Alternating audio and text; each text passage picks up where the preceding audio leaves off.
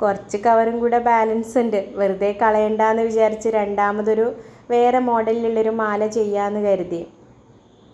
ഇപ്പോഴാണ് എനിക്ക് മനസ്സിലായത് ഒരു 8ൻ്റെ പണിയാണെന്ന്. തീരുന്നേ ഇല്ല, എത്ര ചെയ്തിട്ടും തീരുന്നില്ല.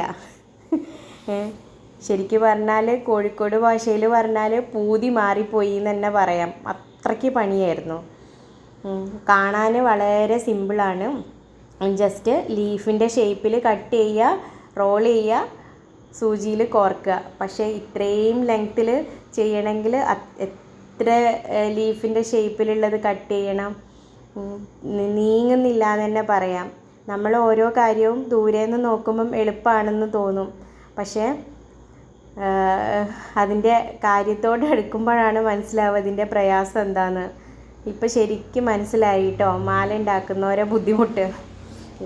എന്തായാലും കഷ്ടപ്പെട്ടിട്ടുണ്ടെങ്കിലും അത്യാവശ്യം നല്ല ഭംഗിയുള്ള മാല ചെയ്യാൻ പറ്റി. ആദ്യത്തേത് എൻ്റെ വക ഒരു തട്ടിക്കൂട്ടായിരുന്നു, പക്ഷേ ഇതെനിക്ക് നല്ല ഇഷ്ടപ്പെട്ടു. ഒരു നല്ല പ്രൊഫഷണൽ ലുക്കിലുള്ള മാല തന്നെ കിട്ടി. മാല ഇഷ്ടപ്പെട്ടിട്ടുണ്ടെങ്കിൽ ലൈക്കും കമൻറ്റും തരണേ.